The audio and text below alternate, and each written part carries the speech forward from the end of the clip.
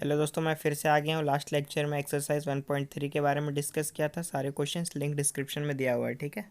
Link description में दिया हुआ है प्लेलिस्ट का, ठीक है। आप जाकर देख सकते हो पूरा प्लेलिस्ट में, रियल नंबर का प्लेलिस्ट है पूरा। चलिए एक्सरसाइज 1.4 स्टार्ट करते हैं। लास्ट लेक्चर है, ठीक है। इसके बाद चैप्टर कंप्लीट हो जाएगा।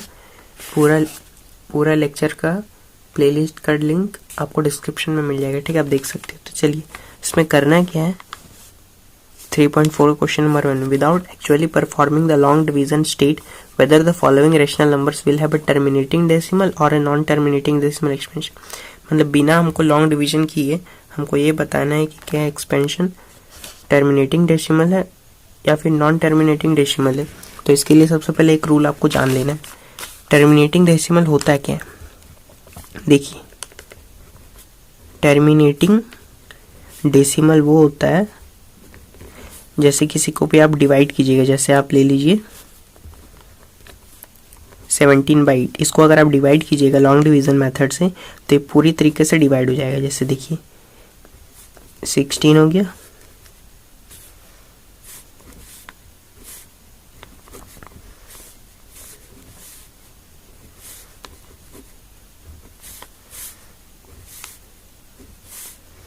यानी कि आप लोगों ने देखा ये पूरा डिवाइड हो गया। जो पूरे तरीके से डिवाइड हो जाए उसे टर्मिनेटिंग डेसिमल कहते हैं, और नॉन टर्मिनेटिंग उन्हें कहते हैं जो डिवाइड ना हो पूरा, मतलब वो रिपीट होते जाएगा और मतलब इन्फिनाइट तक चलता जाएगा, ठीक है। हो सकता है लास्ट में आए लेकिन वो बहुत दूर तक जाता है तो उसे नॉन टर्मिनेटिंग कहते हैं। तो आपको कौन सा रूल लगाना है कि विदाउट डिवीजन की आपको पता चल रहा है। तो सबसे पहले आपको ये देखना है कि जैसे कोई भी है 17/8, ठीक है।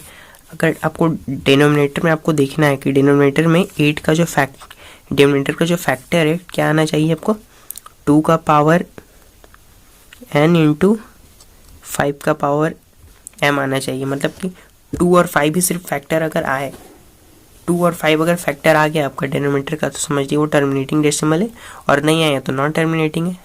आपको समझाते हैं क्वेश्चन के थ्रू। देखिए क्वेश्चन 1 में क्या है, 13/3125। तो क्या ये नॉन टर्मिनेटिंग है या टर्मिनेटिंग डेसिमल? देखिए इसका फैक्टर निकाले हम लोगों ने डिनोमिनेटर का, तो क्या आया 5 का पावर 5 आया। मतलब देखिए यानी कि 2 का पावर हम 0 भी लिख सकते हैं। 2 का पावर 0 क्या होगा हमारा 1 इंटू 5, यानी कि 2 और 5 आ रहा है सिर्फ हमारा इसका डिनोमिनेटर में फैक्टर। तो ये हमारा क्या हो गया, denominator 2 into m into 5n के फॉर्म में आ गया।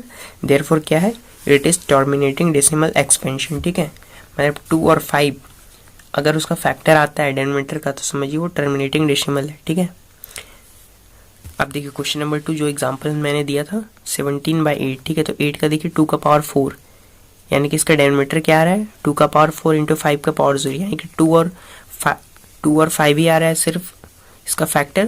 तो ये भी क्या हो गया, टर्मिनेटिंग डेसिमल एक्सपेंशन हो गया, ठीक है। तो अब देखिए 3 में देखिए 64/455 है, ठीक है। फैक्टर ऑफ 455 क्या हो गया हमारा 5 इंटू 7 इंटू 91। 5 तो आ गया लेकिन और क्या क्या है एक्स्ट्रा में 7 और 91 है, तो ये हमारा नॉन टर्मिनेटिंग होगा। जैसे देखिए denominator is not in the form 2m into 5n, मतलब डिनोमिनेटर 2 इंटू 5n के फॉर्म में नहीं है, इसलिए 64/455 क्या है हमारा नॉन टर्मिनेटिंग रिपीटिंग डेसिमल है, ठीक है। अब देखिए क्वेश्चन नंबर 4 में क्या है, 15/1600 दिया हुआ था। मतलब 15/1600 दिया हुआ था तो हम इसको सिंपलेस्ट फॉर्म में लिख सकते हैं काट कर। तो काट कर हम लोगों ने सिंपलेस्ट फॉर्म में लिखा 3/320। अब फैक्टर निकालना आसान हो गया, यानी कि 2 का पावर 6 इंटू 5 का पावर 1, यानी कि 2 और 5 आया फैक्टर। तो ये हमारा क्या फॉर्म में आ गया 2n इंटू 5m के फॉर्म में आ गया। देयरफॉर क्या है, टर्मिनेटिंग डेसिमल है, ठीक है। अब चलिए क्वेश्चन नंबर 5 में देखिए 29/343, 343 का क्या आता है हमारा फैक्टर 7 का पावर 3। मतलब ये 2 इंटू 5 के फॉर्म में नहीं है, तब ये क्या हो गया हमारा नॉन टर्मिनेटिंग रिपीटिंग डेसिमल हो गया, ठीक है। 6 में देखिए पहले से ही दिया हुआ है 2 का पावर 3 इंटू 5 का पावर 2, मतलब ये टर्मिनेटिंग डेसिमल होगा। बहुत ही ईजी लेक्चर है, ठीक है। अब देखिए इसमें क्या है 2 का पावर 2 इंटू 5 का पावर 7 इंटू 7, मैंने 2 5 तो दिया हुआ लेकिन 7 भी दे दिया है, इसलिए क्या हो गया है हमारा नॉन टर्मिनेटिंग रिपीटिंग डेसिमल हो गया, ठीक है।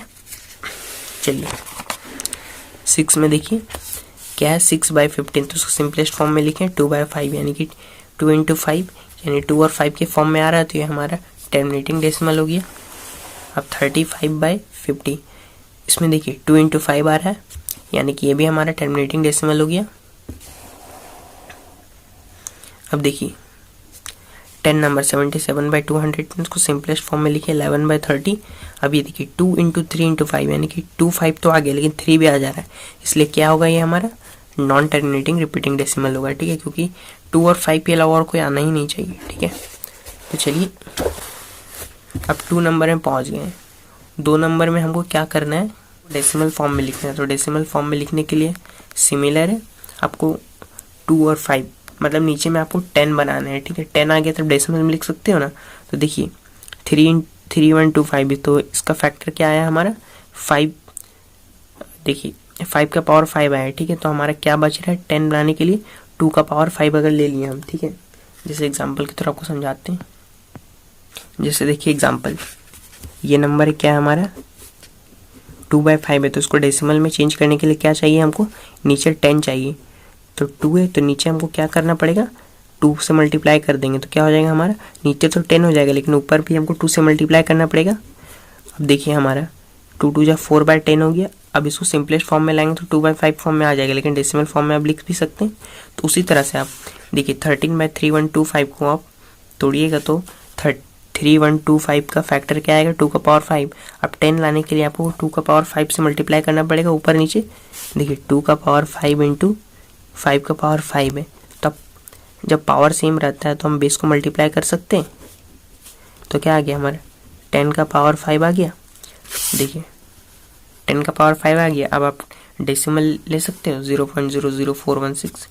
ठीक है, अब देखिए यहाँ पर क्वेश्चन नंबर 2 में देखिए 17/8 है। ठीक है, 17/8 है, रुके समझाते हैं। देखिए 17/8 है तो 8 का फैक्टर क्या आएगा 2 का पावर 3। अब हमको 10 बनाना है तो 5 का पावर 3 से मल्टीप्लाई करेंगे तब ना बेस को मल्टीप्लाई कर पाइएगा। तो आप 2 × 5 की मल्टीप्लाई और 5 का पावर 3 ऊपर में भी आपको मल्टीप्लाई करना पड़ेगा। ठीक है, तो 2 5 जब 10 हो गया, 10 का पावर 3 यानी कि 1000। अब 1000 से आप ले सकते हो डेसिमल, कितने प्लेस के बाद आएगा 1 2 3 यानी कि 2.125 आएगा। चलिए नेक्स्ट क्वेश्चन की तरफ बढ़ते हैं। क्वेश्चन नंबर 3 में देखिए 15/1600, 1600 का क्या आएगा 2 का पावर 6 × 5 का पावर 2 × 5 का पावर 4। ठीक है, तो नहीं 2 का पावर 6 × 5 का पावर 2 आया है। ठीक है, तो हमको 5 का पावर 6 लाना है तो 5 का पावर 4 से मल्टीप्लाई करेंगे हम ऊपर नीचे, तब ना हमारा हो जाएगा। तब देखिए 2 × 5 का पावर 6 हो गया। ठीक है, और मल्टीप्लाई किया 10 का पावर 6 आया। अब आपने 0 के साथ खोला और देखिए आपने डेसिमल में निकाल लिया। अब देखिए आपको सिर्फ उन्हीं का निकालना है डेसिमल में जो टर्मिनेटिंग डेसिमल है, क्योंकि नॉन टर्मिनेटिंग का तो निकलेगा नहीं, क्योंकि इसमें 2 और 5 के अलावा बहुत सारे आ जाते हैं, इसलिए सिर्फ टर्मिनेटिंग डेसिमल का ही आपको डेसिमल फॉर्म में लिखना है, क्योंकि वही तो डिवाइड होंगे पूरे।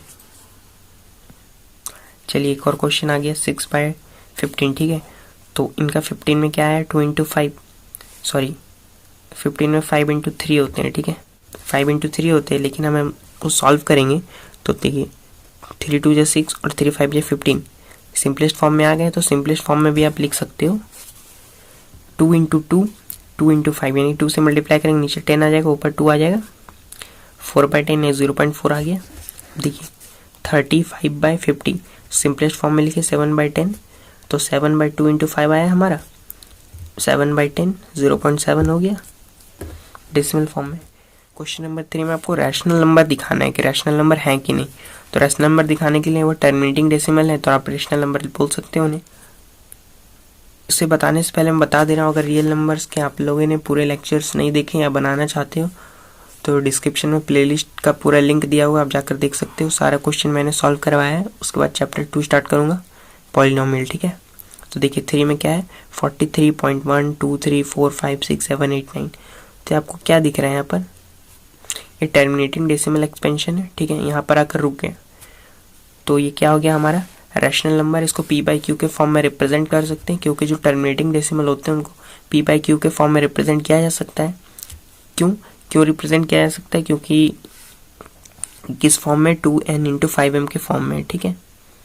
तो आपको सिर्फ यही दिखाना था, ठीक है। अब देखिए क्वेश्चन नंबर 2 में, since the decimal expansion is a neither terminating nor recurring, ना ही वो टर्मिनेटिंग है ना ही वो रिपीटिंग है। क्यों, देखिए 1 2 0 आया, फिर 1 2, फिर 0 0, फिर 1 2 0 0 1 2 0 0 0, यानी कि डॉट डॉट ये इनफाइनाइट तक जाएंगे। तो ये हमारे क्या हो गए, नॉन टर्मिनेटिंग नॉन रिकरिंग, मतलब ना ही वो टर्मिनेटिंग है ना ही वो रिपीट हो रहे हैं, तो ये बहुत ही लंबे तक जाएंगे। तो ये हमारा इरेशनल नंबर हो गया। अब देखिए यहाँ पर, हाँ, तो क्वेश्चन नंबर 2 तक आप लोगों ने बना लिया। चलिए क्वेश्चन नंबर 3 में क्या दिया हुआ है, 43.123456789, और ये रिपीट हो गए। अंडरलाइन का मतलब होगा कि ये फिर से रिपीट होते जाएंगे।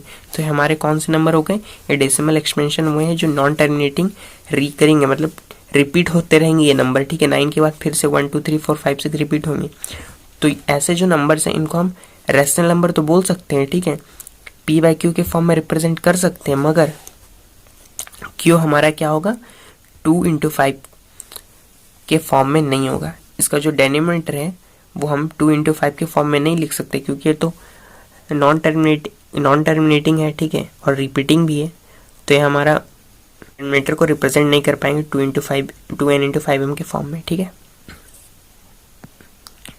थोड़ा अजीबोगरीब एक्सरसाइज है ये, ठीक है। वैसे मैं आपको बता दूं कि ये सब क्वेश्चंस आते नहीं हैं, ठीक है, एग्जाम में। आपको एक क्वेश्चन पेपर मैं दिखा रहा हूँ, ठीक है, कैसे क्वेश्चंस आते हैं चैप्टर 1 से। ये देखिए स्कूल से एग्जाम के क्वेश्चन पेपर है, देखिए आप यहाँ पर देख सकते हैं कि चैप्टर 1 से क्या क्वेश्चन आते हैं, सिर्फ HCF निकालने देता है और LCM निकालने, ठीक है। इसी टाइप के बोर्ड में भी आपके क्वेश्चन आते हैं। और देखिए 5 नंबर के जो क्वेश्चन आते हैं, मैंने लास्ट लेक्चर में भी डिस्कस किया था 1.3 में, कि पहले आपको क्या प्रूव करने देगा, prove that root 5 is irrational, then prove that 3 + 2 root 5 is an irrational number, ठीक है। तो इसी टाइप के क्वेश्चन आपके मैक्सिमम आते हैं। ये एक्सरसाइज वैसे कोई खास नहीं है, एग्जाम में 1 नंबर या 2 नंबर में आपके दे सकते हैं, वो भी ये नहीं, आपको सिर्फ पूछेंगे कि नॉन टर्मिनेटिंग डेसिमल है या टर्मिनेटिंग डेसिमल है, ठीक है, बस, ठीक है। तो आप पढ़ाई करते रहिए, हम मिलते हैं चैप्टर 2 में, ठीक है।